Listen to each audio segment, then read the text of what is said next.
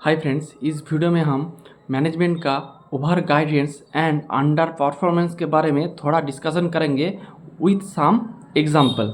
जैसे आपका effect prefab example होगा, तीन एग्जांपल होगा। तो एक है आपका इफेक्ट प्रीफैब, दूसरा है आपका टिप्स म्यूजिक और तीसरा है साइसिल कला मंदिर। तो आप पूरे कॉन्टेक्स्ट में आते हैं। तो आप देखेंगे इफेक्ट प्रीफैब जो मैनेजमेंट का गाइडेंस था वो था आपका 30 से 35% के रेवेन्यू ग्रोथ का गाइडेंस था। फिर इस क्वार्टर 3 में आप देखेंगे उसका रेवेन्यू ग्रोथ किया ऑलमोस्ट 20 से 22% के लगभग इसका रेवेन्यू ग्रोथ किया।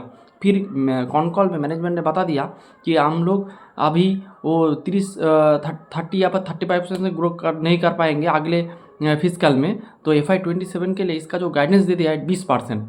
तो ये आपका जो इन्वेस्टर लोगों को ये पसंद नहीं आया, इसीलिए आप देखेंगे लगभग 2 दिन में ऑलमोस्ट 20 से 25% इसका मार्केट इसका जो कैपिटल वो वाइप आउट हो गया। तो ये बड़ी दिक्कत की बात है। इसके साथ इसका और एक दिक्कत है कि मैनेजमेंट क्या करते हैं, जो मैनेजमेंट जो बोलती है उसको ये लोग अभी 1-2 क्वार्टर के बाद उसको एक्सेप्ट नहीं करते। जैसे आप देखेंगे इफेक्ट प्रीफैब जो मैनेजमेंट ने बोला था कि ये लोग 30 से 35% ग्रो करेंगे अगले 2-3 साल के लिए, लेकिन इस क्वार्टर में मैनेजमेंट ने कहा कि कॉन कॉल में कहा कि हम लोग 2-3 साल का बातें नहीं किए थे, हम FY26 के बातें किए थे। लेकिन मैनेजमेंट, अगर आप इसका ऑडियो वर्सन या फिर आपका इसको जो PPT का वो जो ट्रांसक्रिप्ट आता है उसमें आप देखेंगे अगले वाले क्वार्टर में मैनेजमेंट ने सीधे बात से कहे थे कि हम लोग 30 से 35% आपका रेवेन्यू ग्रोथ करेंगे। तो जो बात इन्होंने अपने मुंह से कहे थे वो उसको मुकर गए। तो ये बहुत ही दिक्कत है। और ये एक आपका एग्जाम्पल है। फिर और एक एग्जाम्पल है आपका टिप्स म्यूजिक। आप देखेंगे Q1 FY26 में जिस मैनेजमेंट ने गाइड किया था कि ये लोग 30% से आपका रेवेन्यू ग्रोथ करेंगे। फिर एक क्वार्टर बाद आप देखेंगे Q2 में, शायद Q2 में देखेंगे आप इसका जो जो ग्रोथ रेवेन्यू ग्रोथ आया हुआ है 10%। तो इसके बाद कॉन कॉल हुआ। कॉन कॉल में मैनेजमेंट ने बता कि हम लोग 30% से आप नहीं ग्रो कर सकते, हम 20% से ग्रो करेंगे। तो स्टॉक में ठुकाई हो गई। तो ऐसे ही जो मैनेजमेंट गाइड करता है ओवर गाइड और परफॉर्म करता है अंडर परफॉर्म, तो इससे स्टॉक मार्केट में जो स्टॉक के ऊपर बहुत पैसा आ जाते हैं और इन्वेस्टर लोगों को उस स्टॉक के ऊपर जो फेथ है वो फेथ उब जाती है। तो ये एक दिक्कत है। फिर उनका तो तीसरा एग्जाम्पल हम लेंगे। तीसरा एग्जाम्पल है आपका साइसिल कला मंदिर। तो साइसिल कला मंदिर देखेंगे Q1 में इसका ग्रोथ तो ऑलमोस्ट 40% से ऊपर। फिर Q2 में लगभग 30% के रेट से ये आपका रेवेन्यू ग्रो किया।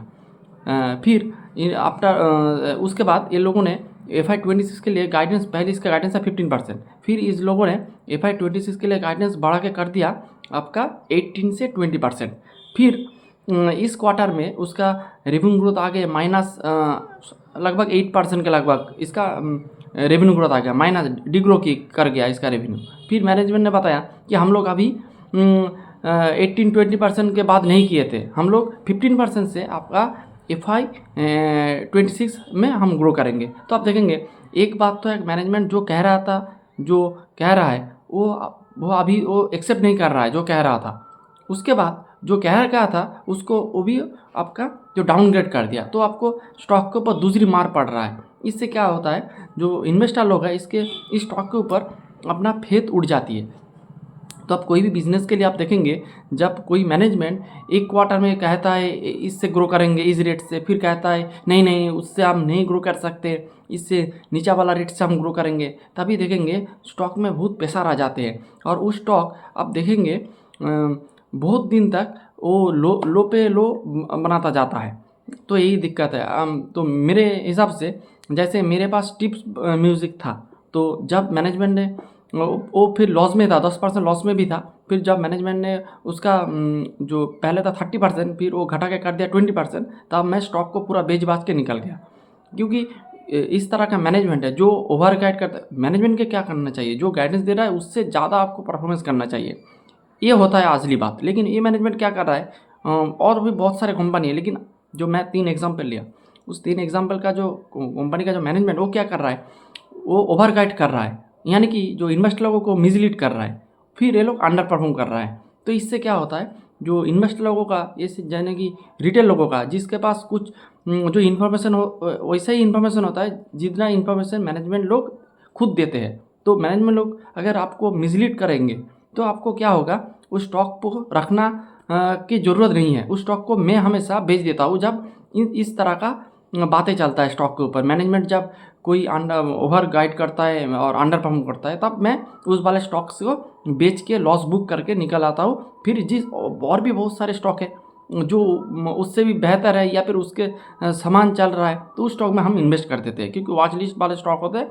उसमें इन्वेस्ट कर देता हूँ। होता है कभी कभी 10% 20% लॉस बुक करना पड़ता है। और कोई भी नया वाला कंपनी हो उसमें तो आपको एलोकेशन आपका टोटल पोर्टफोलियो का 1 से 2% होना चाहिए। फिर आप स्टेप बाय स्टेप आपको उस एलोकेशन को बढ़ाना चाहिए। तो यही था आज का वीडियो। मैनेजमेंट को हमेशा आपको गाइडेंस को जो गाइड कर रहा है उससे आपको बेहतर आपका परफॉर्मेंस करना ज़रूरी है।